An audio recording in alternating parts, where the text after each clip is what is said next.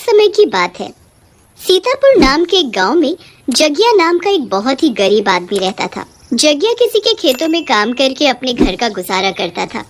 एक दिन जगिया शाम को खेती करके घर लौटता है तो उसकी पत्नी रीमा सर पकड़कर बैठी होती है। जगिया उसके पास जाता है और उससे पूछता है, घर में राशन का एक दाना नहीं है। तुमने बोला था आज लेते आओगे, पर तुम तो खाली हाथ ही लाते आ रहे हो। अरे मैं आज मालिक के घर गया था, पर वो पैसे मांगते ही इतने गुस्से में आ गए कि उन्होंने मुझे काम से ही निकाल दिया। हे भगवान, तो हम और हमारे बच्चे तब तक क्या खाएंगे? कैसे होगा हमारा गुजारा? जगिया, उसकी पत्नी और बच्चे बेचारे भूखे प्यासे जैसे तैसे 2 दिन गुजारते हैं। जगिया को भी कुछ काम नहीं मिल रहा होता। वो इतना परेशान हो जाता है कि जंगल से कुछ फल सब्जी ही तोड़ने के लिए निकल पड़ता है। चलते चलते वो काफी आगे निकल जाता है। फिर अचानक उसकी नजर एक पेड़ पर पड़ती है जिस पर कुछ अजीब से फल लगे होते हैं। अरे ये फल तो मैंने पहले कभी नहीं देखा, चलो चलकर देखता हूँ। जगिया आगे चलकर देखता है तो उसे बड़ा ही अलग नजारा दिखता है। अजीब अजीब सब्जियां, फल और फूल लगे होते हैं। फिर उसकी नजर एक छोटी पर बड़ी ही खूबसूरत झोपड़ी पर पड़ती है। जगिया उस झोपड़ी को इतने घने जंगल में देखकर बड़ा ही हैरान होता है, पर फिर वो उस झोपड़ी के अंदर जाने का फैसला करता है। जैसे ही वो झोपड़ी के पास पहुंचता है और उसका दरवाजा खटखटाने ही वाला होता है कि दरवाजा अपने आप खुल जाता है। जगिया एकदम घबरा जाता है। फिर अंदर से किसी औरत की आवाज आती है, आओ आओ, अंदर आओ। जगिया डरता हुआ हिम्मत करके अंदर जाता है तो देखता है कि बाहर से दिख रही झोपड़ी अंदर से आलीशान घर जैसी होती है। वो तो उसे देखता ही रह जाता है। फिर उसकी नजर बेड पर पीठ करके लेटी हुई एक औरत पर जाती है। उसके लंबे लंबे बाल होते हैं और उसका चेहरा दूसरी तरफ होता है, इसलिए जगिया उसकी शक्ल नहीं देख पाता। जगिया इस बात से बिल्कुल अनजान होता है कि वो औरत एक चुड़ैल है। कौन हो तुम और इस घने जंगल में अकेली क्यों रहती हो? मेरा नाम माया है, मैं इस जंगल की रानी हूँ। तुम बताओ, तुम यहाँ क्यों आए हो? मैं बहुत गरीब हूँ, घर में कुछ खाने को नहीं है, इसीलिए यहाँ से कुछ खाने के लिए सब्जी और फल लेने आया था। मैं तुम्हें सब कुछ दे सकती हूँ, जो तुम चाहो, खाना हो या सोना या ढेर सारा पैसा। क्या सच में तुम मुझे ये सब दे सकती हो? हाँ बिल्कुल, क्यों नहीं, पर बस तुम्हें मेरा नौकर बनकर रहना होगा। तुम्हें मैं जो कहूँ वो सब काम करने होंगे। अगर तुमने ऐसा किया तो मैं तुम्हें माला माल कर दूंगी। जगिया उस चुड़ैल का नौकर बनने को तैयार हो जाता है। उसे उस वक्त बस अपने घर की तकलीफ और अपने भूखे बच्चे दिख रहे होते हैं और वो उसके अलावा कुछ नहीं सोचता। चलो फिर मैं तुम्हें पहला काम देती हूँ। जाओ, अभी बाहर जाओ और वहाँ एक पीले फल वाला पेड़ होगा। उस पेड़ पर चढ़कर सबसे पका हुआ फल लेकर आओ। याद रहे, फल सबसे पका हुआ और मीठा होना चाहिए। जगिया झोपड़ी के बाहर जाता है और पीले फल के पेड़ पर चढ़ जाता है। उसके बाद वो सबसे पका हुआ फल ढूंढने लगता है। अब इसमें से सबसे पका हुआ फल कौन सा है, ये कैसे पता लगेगा? फिर जगिया की नजर एक ऐसे फल पर जाती है जिस पर मक्खियाँ भिन भिन आ रही होती हैं। उससे वो समझ जाता है कि सबसे पका हुआ और मीठा फल है। वो जल्दी से उस फल को तोड़ लेता है और उस चुड़ैल के लिए ले जाता है। चुड़ैल अभी भी पीठ करके लेटी होती है। वो पीछे हाथ करके जगिया के हाथ से फल ले लेती है और उसे खाने लगती है। वाह, ये तो बहुत ही मीठा है। मैं तुमसे बहुत खुश हुई। तुमने बहुत अच्छा काम किया।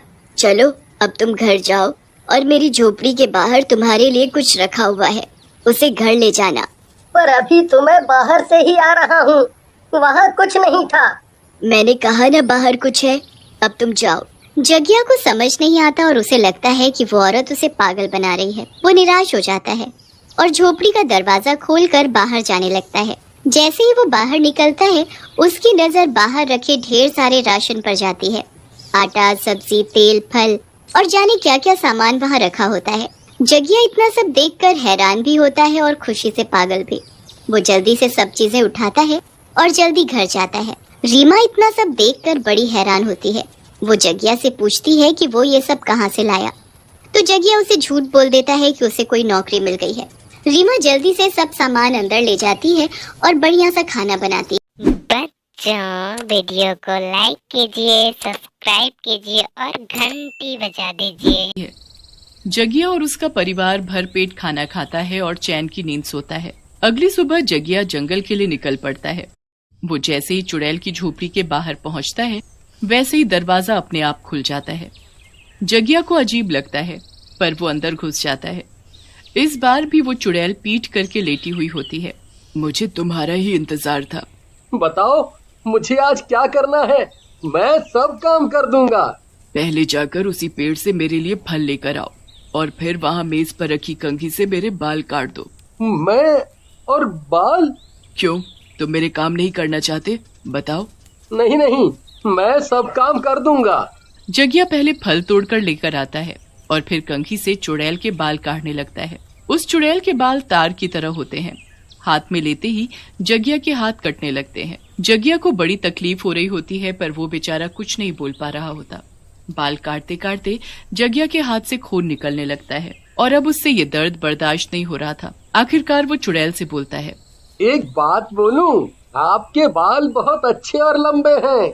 अगर मैं इनको ज्यादा काटूंगा तो ये सुंदर बाल टूटने लगेंगे। क्या सच में? चलो फिर इन्हें ऐसे ही रहने दो। झूठ बोलकर जगिया चुड़ैल के बाल से अपना पीछा छुड़वा ही लेता है। जब जगिया रात को घर वापस जाने लगता है तो उसे पिछली बार की तरह झोपड़ी के बाहर एक थैला रखा मिलता है। जगिया उसे खोलकर देखता है तो उसमें ढेर सारे पैसे होते हैं। जगिया तो खुशी से पागल हो जाता है। वो अपने हाथों का दर्द भी भूल जाता है और घर चला जाता है। अगली सुबह वो चुड़ैल जंगल के लिए फिर निकल पड़ता है। चुड़ैल इस बार उसका बेसब्री से इंतजार कर रही होती है। कब आएगा कब आएगा? आज तो उसका तीसरा दिन है। आज मेरा काम करके वो जिंदगी भर का मेरा नौकर बन जाएगा। बस आज का दिन और एक काम और बस। चुड़ैल जगिया का इंतजार कर ही रही होती है कि तभी जगिया आ जाता है। आ गए तुम? जाओ, पहले मेरे लिए फल तोड़ कर लाओ और फिर मेरे पैर दबाओ, मेरे पैरों में बहुत दर्द है। जगिया पहले फल तोड़ कर लाता है, फिर चुड़ैल के पैर दबाने लगता है। चुड़ैल के पैर एकदम सूखी लकड़ी की तरह अकड़े हुए होते हैं। जगिया बड़ा ही हैरान होता है। कैसी औरत है ये, एक तो हर वक्त अपना मुंह छुपाए रहती है और ऊपर से कितनी अजीब है। बाल काढ़ो तो हाथ कट जाते हैं और पैर जैसे कोई सूखी लकड़ी। पैर दबाते दबाते काफी देर हो जाती है। फिर अचानक जगिया उसके पैर के पंजों को दबाने ही लगता है कि हाथ लगाते उसके होश उड़ जाते हैं। उसके पंजे तो उल्टे होते हैं।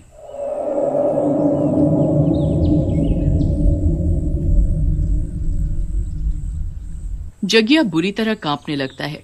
अब उसे सब कुछ समझ आ जाता है। क्या हुआ? रुक क्यों गए? मेरे पैर दबाओ। नहीं, वो मुझे कुछ जरूरी काम याद आ गया। क्या मैं अभी घर जा सकता हूँ? नहीं, बिल्कुल नहीं। अब तुम अपने घर कभी नहीं जा सकते। चुड़ैल पलटकर देखती है तो उसकी भयानक शक्ल देखकर जगिया दूर जा गिरता है। वो बुरी तरह चिल्लाकर भागने लगता है, पर अचानक झोपड़ी का दरवाजा बंद हो जाता है।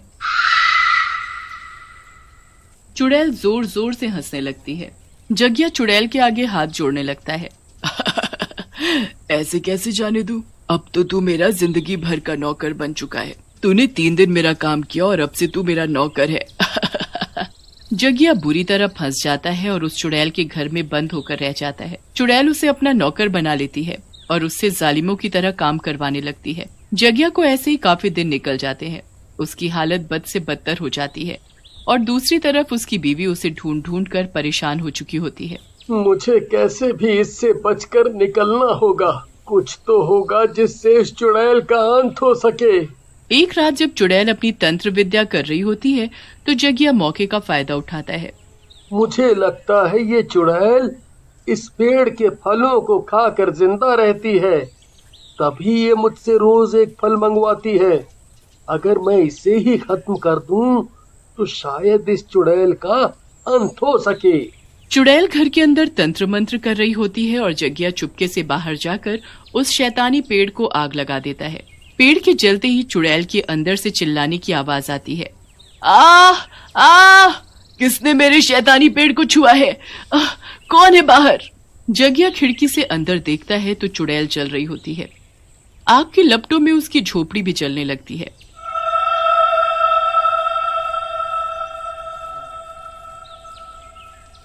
आखिरकार जगिया उस चुड़ैल को मारकर वहां से बच निकलता है। वो भागता हुआ अपने घर आकर सांस लेता है और सब कुछ अपनी बीवी को बताता है।